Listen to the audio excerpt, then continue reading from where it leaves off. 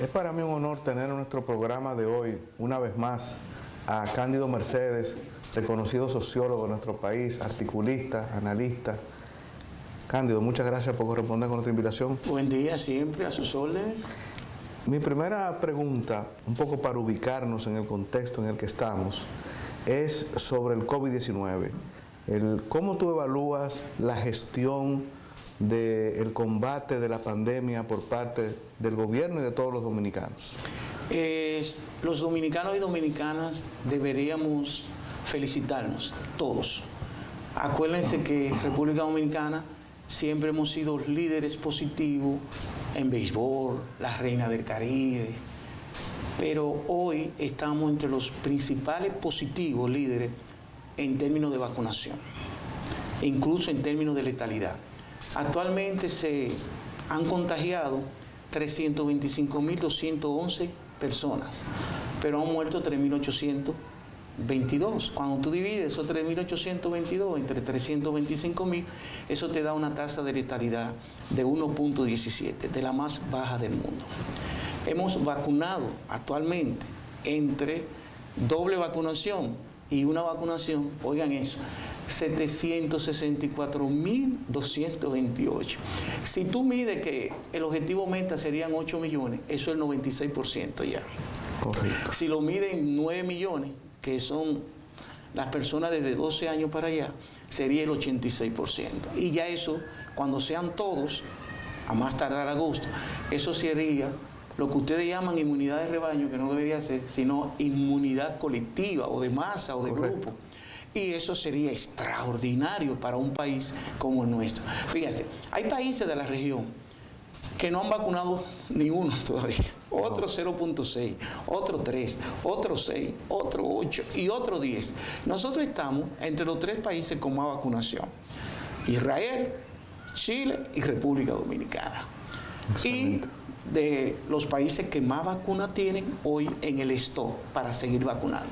Y eso es casi lo que yo llamo un proyecto de nación, en el que todos los dominicanos, no importa dónde estén, ni de qué partido sea, tenemos que regocijarnos con lo que está pasando en materia de vacunación y cómo los dominicanos han ido respondiendo de manera muy proactiva. En principio, pero ya no hay una sola persona que no diga que sí, que hay que vacunarse. Así es. Sí. El debate que ha surgido con respecto a una tercera vacuna, una especie de reforzamiento. El gobierno recientemente publicó un espacio pagado, suscrito por médicos y por el Colegio Médico Dominicano, en el que apoya esa tercera vacuna, que es una especie de refuerzo. Y el gobierno ha aclarado que también es voluntario. Sí. Lo que ocurre es que la OMS y la OPS todavía no lo han validado. Y para que sea, por ejemplo, obligación de todos los seres humanos de República Dominicana, de acuerdo a la ley 4201 de salud, y de acuerdo a la misma Constitución, tiene que ser que un organismo internacional lo valide. Correcto. Yo pienso, honestamente, que a veces cuando todo te está saliendo perfecto, el regocijo y la alegría hacen que uno festine un poco. O sea, yo me hubiese dado un poquito más de tiempo, aunque eso va a venir porque en los libros del COVID no se esperaba que la evolución, la mutación, la variabilidad de ese virus fuera tan rápido. Y hay 8 variedades, y la Delta es la más fuerte ahora mismo, de tal manera que te contagia en 3 días y te trastoca todos los pulmones. O sea, que va a venir. Tal vez pudiésemos decir que fue muy rápido de parte de Raquel Peña, la vicepresidenta, decirlo en ese escenario sin todo el protocolo que requiere eso, pero los que firman el documento, hay mucha gente ahí que me merecen mucho respeto, sí, mucho respeto. Pero se ve venir. La reactivación de la economía, que es fundamentalmente el aspecto más importante después, lógicamente, de controlar o eliminar la pandemia, que estamos en ese propósito, pero la reactivación de la economía es lo fundamental.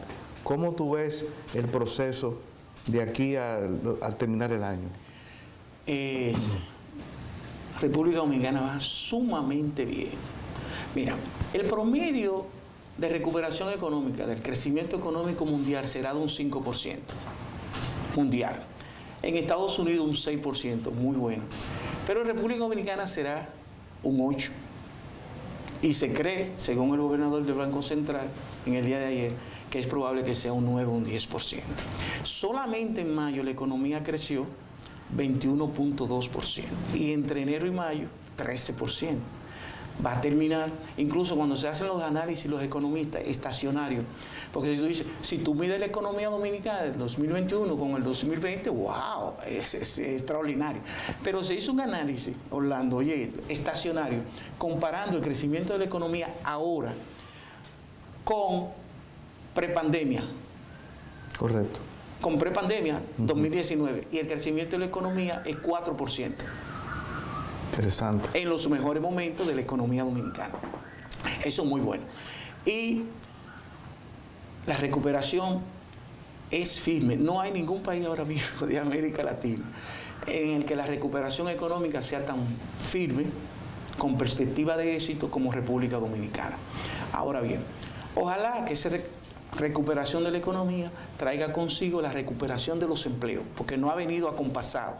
Todavía hay alrededor de 192,000, Miguel Seara dice 100,000, pero el Banco Central dice 192,000, los sindicalistas dicen 200,000, de empleos que no han sido recuperados todavía de la economía. Y lo que auguramos es que conjuntamente con ese crecimiento de la economía venga acompasado con la recuperación de los empleos. Pero vamos muy bien en materia de vacunación, en materia de recuperación de la economía. Ojalá que los empleos también vayan así. Hay un proceso paralelo en todo esto que tiene que ver con el diálogo, la concertación social, con el propósito de que la clase empleadora, los empleados, reciban un incremento de su salario. Ya lo hubo el año pasado, correspondería ahora hacerlo. ¿Cuál es tu opinión sobre el particular? Fíjate, cada 2 años es Ministerio de Trabajo, un esquema, una mesa tripartista, el empleador, los trabajadores y el Estado se juntan para cada 2 años para aumentar los salarios mínimos. Hace 2 años, en el mes de julio, se aumentó un 14% el salario mínimo.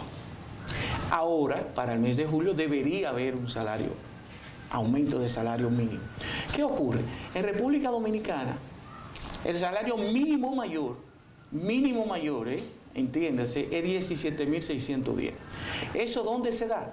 En el 5% de las empresas que son grandes. Después tenemos, mediana empresa está pagando 12.107 pesos. Y la pequeña empresa, 10.760. Eso es lo que se llama los sectores no sectorizados de la economía dominicana. Pero zona franca paga 11.500. Turismo tiene 3 salarios mínimos. 11.598 pesos. Las empresas grandes de turismo. La mediana lo que pagan son 8.331,90. Y la pequeña, 7.448,60.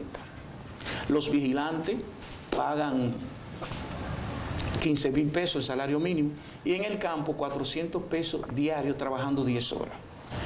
¿Qué es lo que se estila? El populismo sindical está planteando 40%. Cuando digo populismo sindical, claro, es que se sabe que eso no es verdad, no se puede. No están las condiciones. No están las condiciones. ¿Qué diría Cándido Mercedes? Yo me encanta el equilibrio.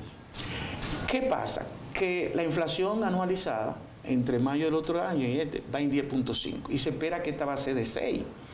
Entonces yo aumentaría un 12% ahora para que el salario real quede recuperado en función de la inflación, un 12%, un 13%, y un 7, un 8% a partir de enero, que ya vamos a tener una recuperación de cerca de un 90-95% de la economía, y así gana el mercado interno, ganan los propios empresarios, porque la gente va a tener más capacidad real. El salario real quedaría aumentado y no como siempre que queda rezagado. Mira, por ejemplo, según el Banco Central, el quintil de la canasta más pobre y vulnerable, el 1, está en 22.500 pesos. Y el promedio de la canasta, promedio de los 5 quintiles, el promedio está en 38.800. Si tú tienes un salario de 17.610 mínimo, No llega. si nada más trabaja una sola persona en una casa, nunca va a poder alcanzar ni siquiera la canasta. El que más gana del salario mínimo no va a poder alcanzar. Generalmente el promedio por familia es de 2 personas trabajando. No siempre con salario, porque hay gente que tiene ingresos que no es salario, pero tienen ingresos, y hay que tienen salario. Entonces, lo ideal es buscar ese equilibrio para que los trabajadores, los empleados de la economía formal, pero tomando en cuenta, porque ahora para mí el principal desafío es cómo recuperamos esos empleos. Correcto. Es cierto que la gente necesita y tenemos que cumplir con la ley. La ley dice que cada 2 años el salario mínimo tiene que ser compensado, revitalizado en función de la inflación. Y de eso se trata en este momento. Cómo buscamos el equilibrio, cómo el empleador tiene que tener un compromiso con la sociedad. Así es. Con la sociedad. Y si la tasa de rentabilidad tiene que disminuir un poco, con función. Pero fíjate que en República Dominicana, el salario como costo total de producción no es el más significativo. No. En República Dominicana. No, porque nosotros vivimos en una sociedad con salarios pero muy exiguos. El 71% de los empleados formales e informales de la sociedad dominicana te ganan menos de 25,000 pesos. Entonces el salario no es el elemento fundamental en los costos de producción de República Dominicana, pero sí es un generador para que el mercado interno vía las empresas crezcan. ¿A través de qué? De el consumo de quienes producen, que son los empresarios, y eso permite un verdadero equilibrio.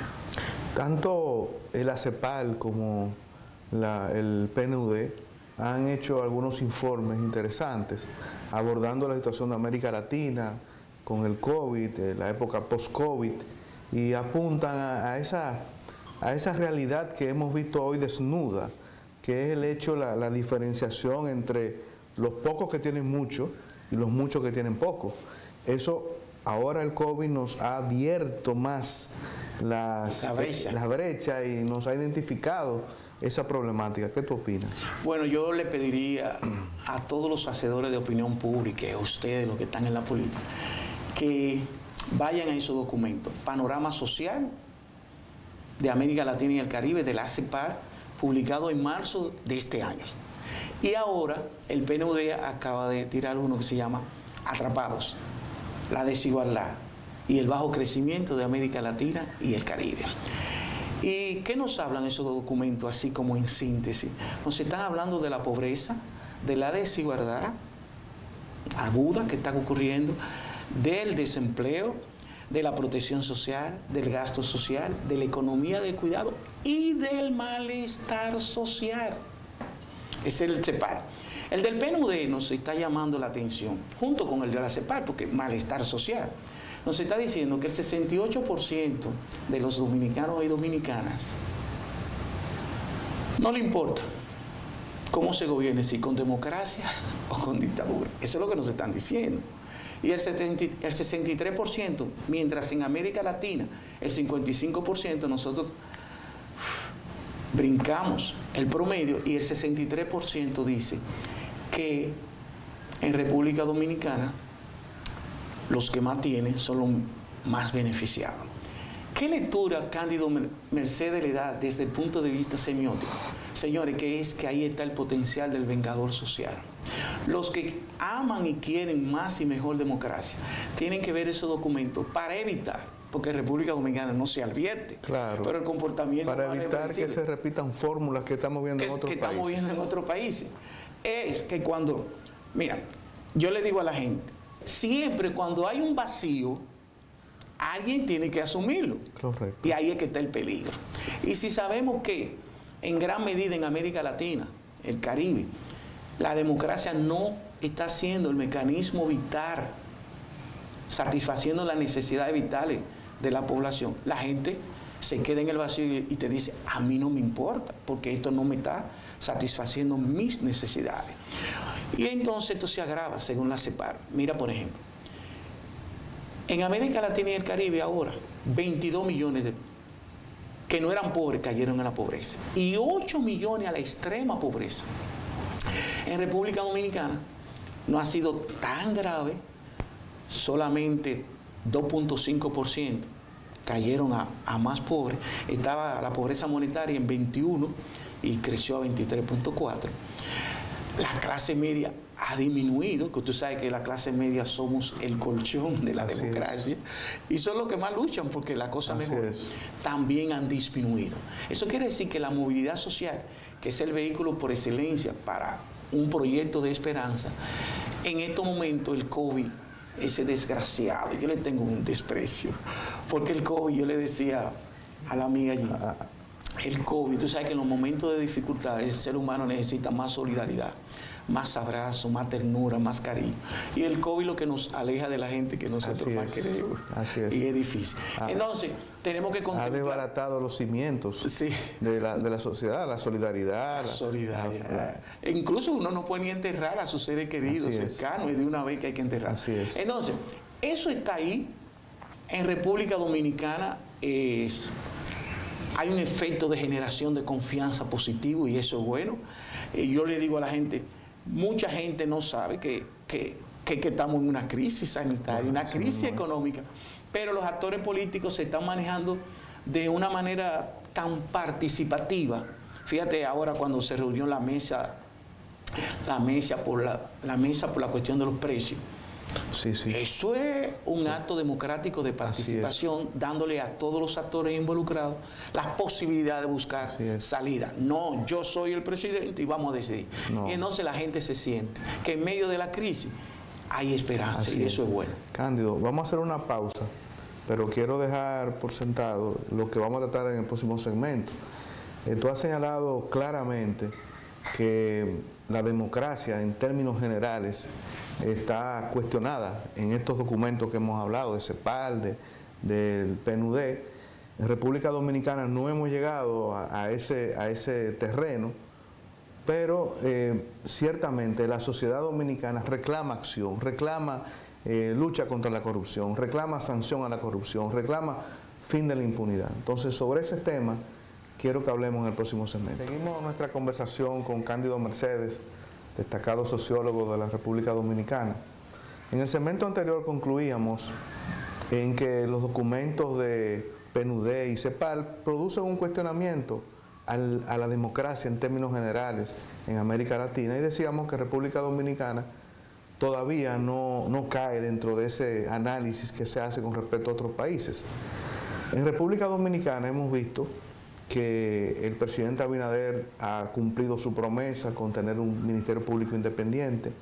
Se ha iniciado un proceso de investigación que era reclamado por distintos sectores de la vida nacional. Y más recientemente hemos visto en esta semana que la Procuraduría General de la República ha tomado una medida con respecto al ex Procurador General de la República, Jean Alain Rodríguez, quien hoy día está sometido a la acción de la justicia y en los últimos días se ha iniciado el proceso de medida de coerción. ¿Cuál es su parecer sobre el particular? ¿Al ciudadano o al sociólogo? A los dos. Miren, yo estoy sumamente contento. El problema de la corrupción, el problema de la impunidad, se le está dando duro a las de ayer y a la de hoy.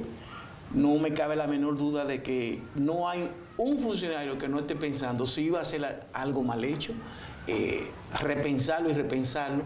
Y como decía Luis Abinader, que un funcionario hoy, si comete corrupción, tiene que ser un corrupto patológico. Claro. O un suicida. Correcto. Y justamente es así. La sociedad dominicana, te decía, va de manera inexorable a lo que se llama la recuperación de la confianza.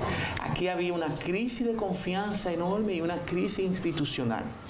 República Dominicana, desde el 2007 teníamos una percepción valorativa de 73% hacia la democracia. En los 8 años de Danilo Medina eso cayó a 38%. A 38%. Y había una ausencia, una inobservancia de las instituciones, lo que yo llamo una anomia institucional. ¿La impunidad se había convertido en ley? La impunidad era la norma. Correcto. A lo que más se llegó fue a quitar a algún funcionario por el reconocimiento de la crisis de la corrupción. Aquí había lo que llaman una cleptocracia. La cleptocracia viene del griego klepto, robo, y cracia, poder. La democracia era la democracia de la corrupción, del robo, del latrocinio. De tal manera que tú ves que 2 hermanos de Danilo Medina están presos, los cuñados van a caer presos. Y ahora, por primera vez, y esto es sumamente interesante, yo de una vez me puse a ver hasta desde 1492, no Cándido, no había república todavía, 1844. Nunca habíamos tenido un procurador preso por corrupción. Nunca, eso es inédito. Así es. Ni un mayor general, ni 2 hermanos del presidente, pero no del presidente de 1844, no, ni del 1870, 1930, presidente del 2020, de agosto del 2020. ¿Y eso qué es? Significativo. Y de eso se trata, de que la corrupción, sí, va a haber corrupción. En toda parte del mundo hay corrupción, en uno más, en otro menos. Solo que aquí había una rampante corrupción. Transparencia Internacional no se evaluó y era 20, sacamos 28 en el 2019, 28 en el 2020. Pero es que si la corrupción es un cáncer, la impunidad es el Alzheimer. Entonces la impunidad es que hace que crezca la corrupción. Pero cuando tú comienzas a darle a la impunidad, la corrupción va disminuyendo. Y de eso se trata en República Dominicana. ¿Qué es lo que queremos? Hay una expresión de los años de Juan Bosch, vacas sagradas. No, porque mire, ¿qué es lo que es un Estado de Derecho? Usted que es abogado. Sí. Un Estado de Derecho es allí donde hay un reconocimiento de las reglas, de las normas, del marco jurídico, igual para todos los ciudadanos. Todos somos iguales ante la ley. Todos somos iguales ante la ley. Y eso es lo que hace que la gente crea en la democracia. Correcto. Pero cuando la gente ve que, sí, para aquel no hay ley, y para los chiquitos sí. O aquella expresión, la corrupción se detiene a la puerta de mi despacho. O un diputado, no sé si reírme o llorar, me dio pena, que dijo, pero ¿por qué lo tienen que llevar preso? Si él, como si fuera un ladrón, un terrorista. Pero ahí a los pobres de Capotillo y de Villajuana, por un queso, un salchichón, lo llevan preso y le meten 10 años. Entonces, porque aquel era procurador, mire, aquí esto es lo más execrable que haya podido ocurrir, y más de lectura pedagógica social, porque el procurador, según la Constitución, es el que conduce la lucha contra la criminalidad. Es el jefe del Ministerio Público. Es el jefe del Ministerio Público, el representante de la sociedad en la lucha contra los delitos, correcto, los ilícitos penales. Correcto. Y se le está acusando por más de 6.000 millones. Y hay 8 delitos de acuerdo al Código Penal. Oigan, asociación de malhechores, coalición de funcionarios, delito electrónico, lavado de activos, falsificación de documentos, robo de identidad, propiciado por el procurador. Eso es increíble. Claro, eso se veía venir porque ese señor, ¿qué aval tenía para ser procurador general de la República? ¿Qué significó para la democracia dominicana la justicia en manos del PLD en años anteriores? En serio, me está preguntando, sí, ¿pero es que no había justicia? Mira, si tú te pones a leer Latino Barómetro, las instituciones en República Dominicana, la justicia llegó a tener 21 de 100. 21 de 100, el Congreso 23 de 100, la policía 34, mientras el promedio en América Latina es 44 de percepción valorativa, la policía tenía 34 en República Dominicana. ¿Y qué es lo que construye el verdadero Estado de Derecho? ¿Qué es lo que fortalece la democracia y la justicia? Correcto. Por eso la democracia iba tan mal en República Dominicana, porque no teníamos justicia, no había justicia en República Dominicana. Y la ausencia de justicia significa que el estado de barbarie. Y ahí estábamos nosotros, casi entrando en ese estado de barbarie, porque la justicia nada más era para los más chiquitos. Y cuando los más chiquitos... No era ciega la justicia. No era ciega. No era ciega. Para un solo lado. Y aquí se aplicaba o se reivindicaba una ley, un elemento normativo cuando le favorecía a los que estaban en el poder. O si no, eso se desconocía totalmente. Era una situación difícil que estábamos viviendo y la gente no lo veía. Por eso yo a veces llamo a los empresarios. ¿Por qué? Porque nosotros vivimos en una sociedad de mercado. ¿Quiénes son los actores protagónicos de una sociedad de mercado o una sociedad capitalista? El burgués, el empresario, la burguesía. Entonces, esa sociedad que es capitalista, que es de mercado, ellos son los protagonistas principales, pero ellos no pueden subordinarse a los intereses políticos. Ellos tienen que tener su agenda donde empujen a esa clase política hacia una visión de país, porque al final, ¿quiénes son los que más van a perder? Correcto. Son ellos. Entonces, en esos 8 años de Danilo, tú nunca viste un empresario de la élite decir, señores, ya, vamos, los límites. Es más, tú viste empresarios. No, porque es que hubo, lo que usted mencionó al comienzo, el PLD se encargó de crear su propia clase, que inclusive hasta superaron a empresarios que tienen patrimonio de los años 60. Sí, pero también ellos fueron inteligentes y dejaron que algunos de esos empresarios crecieran a borbotones. Pero hay empresarios que hicieron encerrón a otros empresarios. Correcto. Una reunión donde muchos empresarios no sabían para qué era, y era para decir que había que apoyar a Danilo Medina para una nueva Así es. reelección. La posición de la actual Procuradora General de la República frente al caso del ex Procurador General de la República, ¿qué le parece a usted? Mira, yo vi un editorial sumamente interesante que dijo, doña Miriam se relieva de nuevamente probidad, responsabilidad, resiedumbre, entereza y valor. Esa señora es extraordinaria, exquisita, brillante, y yo cada vez que la veo me inclino, la abrazo y le digo que se le quiere, porque lo que está haciendo para la historia dominicana es demostrándole a ustedes, los dominicanos y dominicanas, que sí se puede y que hay que tener el valor suficiente y que uno no va a un puesto a pasar por ahí, sino si hay que hacer un antes y un después, hay que hacerlo, porque eso es lo que hace la verdadera historia y ella lo está haciendo. Ese sentimiento suyo yo lo comparto plenamente, con mucho respeto y mucho aprecio para doña Miriam Germán y a todo el personal que está junto a ella en esta cruzada en contra de la corrupción administrativa, presente, pasada y futura. Don Cándido, yo quiero darle las gracias por haber estado con nosotros. Y lo grande es que nadie la pone en duda. Nadie. Claro. Ni siquiera sus principales adversarios. Así es. Que se respete el debido proceso, porque ahí saben que ahí hay Así es. una imagen. Si ustedes quieren, los dominicanos como son muy católicos, doña Miriam es la síntesis, la cristalización de la Virgen de Altagracia y la Virgen de la Merced actualmente. Así es. Muchas gracias, don Cándido, por haber estado con nosotros. Siempre. Como siempre, sus comentarios son muy oportunos, válidos y nos proyectan el análisis económico, sociológico y político también de la que vive actualmente la República Dominicana. Así que muchas gracias por haber estado con nosotros y amigos televidentes, será hasta la próxima entrega de Líderes.